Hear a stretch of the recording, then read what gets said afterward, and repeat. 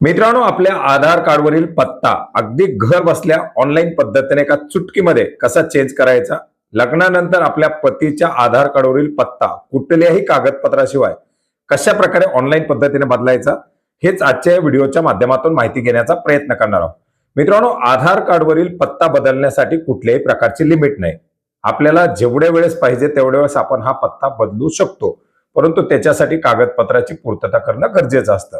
लग्नानंतर महिलेचा जो काही घर म्हणजे माहेरकडील पत्ता असेल, हा पत्ता देखील बदलता येतो आणि पतीच्या आधार कार्डच्या बेसवरती हा पत्ता बदलता येतो. याच्यासाठी आपण यापूर्वी सुद्धा एक मोबाईल ऍप्लिकेशन पाहिलं होतं आणि आज माय आधार या पोर्टलच्या माध्यमातून आपल्या मोबाईलवरून हा पत्ता कसा चेंज करायचा हेच आपण पाहण्याचा प्रयत्न करणार आहोत. मित्रांनो, याच्यासाठी काय करायचंय, तुम्हाला गुगलच्या माध्यमातून माय आधार सर्च करायचंय. तुम्हाला याची डायरेक्टली लिंक सुद्धा या व्हिडिओच्या डिस्क्रिप्शन बॉक्समध्ये देण्यात आलेली आहे, माय आधार. आता माय आधार वरती आल्यानंतर आपण पाहू शकता या ठिकाणी आपल्याला जी वेबसाईट दाखवलेली आहे, या वेबसाईटवरती वेगवेगळ्या माहितीत वेगवेगळे ऑप्शन आहेत. खूप सारी माहिती याच्यामध्ये आपल्याला कामाची, जसे की आपल्या बँक कोणती लिंक आहे किंवा इतर डॉक्युमेंट अपडेट असतील, पीव्हीसी आधार कार्ड मागवणं असेल, अशा वेगवेगळे ऑप्शन याच्यावरती देण्यात आलेले आहेत.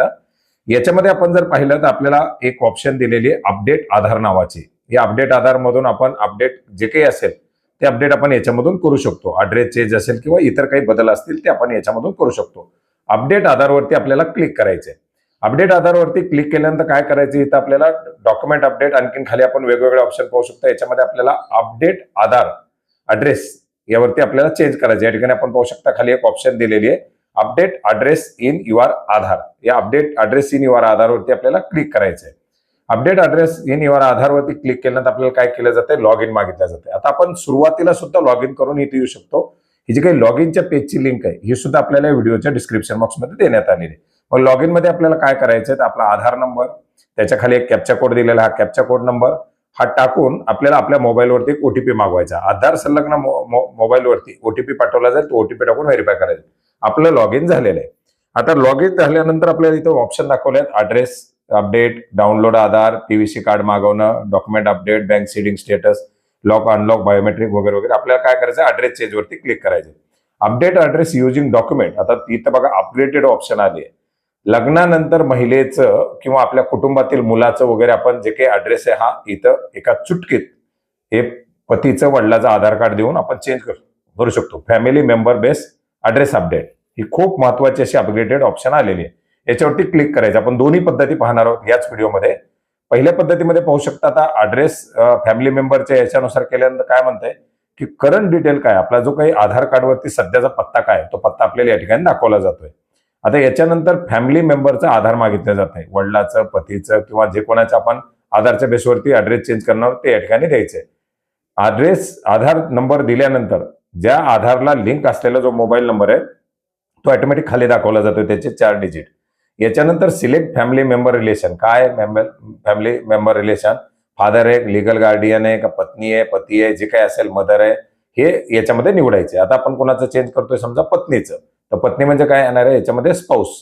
तर स्पाऊस क्लिक करायचं आपल्याला. स्पाऊस क्लिक केल्यानंतर खाली एक लिगल स्टेटमेंट आहे की आपल्याला आपली एक घोषणा द्यायची, स्वयं घोषणा, की ही जी काही मी डिक्लेरेशन देतो हे डिक्लेरेशन बरोबर आहे आणि याच्यामधले जे काही असेल ते केअर ऑफ वगैरे वगैरे माझी आहे आणि ऍक्सेप्ट करायचे. याला हे ऍक्सेप्ट केल्यानंतर काय होणार आहे, पुढे आपल्याला नेक्स्ट वरती क्लिक करायचे.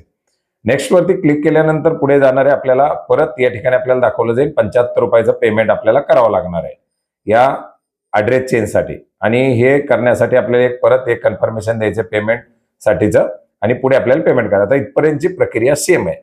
आता ही झाली लग्नानंतर पत्नीचं आधार चेंज करण्यासाठी पुढे जाण्याची प्रक्रिया. आता समजा आपलं नॉर्मली आधार असेल, आपला नॉर्मली ॲड्रेस चेंज करायचं असेल, ते सुद्धा आपण या ठिकाणी पाहू. याच्यामध्ये पाहू शकता आपण अपडेट ॲड्रेस युजिंग डॉक्युमेंट्स या ऑप्शनवर आपल्याला यायचं. पेमेंट पर्यंत दोन्ही सेम असणार आहे. या ठिकाणी पाहू शकता आपल्याला नाव 2 वेळेस चेंज करू शकता, डेट ऑफ बर्थ 1 वेळेस चेंज करू शकता, जेंडर 1 वेळेस चेंज करू शकता आणि ॲड्रेससाठी नो लिमिट. तर आपल्याला या ठिकाणी काय करायचं, प्रोसीड टू अपडेट आधार, याच्यामध्ये आपल्याला काय करायचं, ॲड्रेस चेंजसाठी आपण जाणार आहोत. याच्यावरती प्रोसीड केल्यानंतर सध्याचा जो काही आपला ॲड्रेस आहे हा ॲड्रेस आपल्याला या ठिकाणी दाखवला जात आहे. याच्यानंतर खाली आपल्याला डिटेल काय दिले तर की जिथं आपण इंग्लिशमध्ये टाईप करणार ती पुढची जी लोकल लँग्वेज आपले मराठी, कन्नड, गुजराती, तेलुगू जी काही असेल ती इकडं इंग्लिशमध्ये टाईप केल्याबरोबर इकडं आपल्याला मराठीमध्ये तो ॲड्रेस दाखवला जाणार आहे. तर आपण इकडे ॲड्रेस एंटर करत जायचा आहे, तो मराठीमध्ये बरोबर आहे का, त्या लोकल लँग्वेजमध्ये बरोबर आहे का चेक करायचं. डॉक्युमेंट आपल्याला मॅन्युअल अपलोड करायचे. आता लवकरच याच्यामध्ये डिजिलॉकरची ऑप्शन सुद्धा येणार आहे. मग हे याच्याबद्दलची माहिती दिलेली की डॉक्युमेंट अपलोड करताना आपल्याला क्वालिटी वगैरे कशी कशी असायला पाहिजे. लवकरच इथं डिजिटल ऑप्शन आपल्याला ऍड होणार आहे.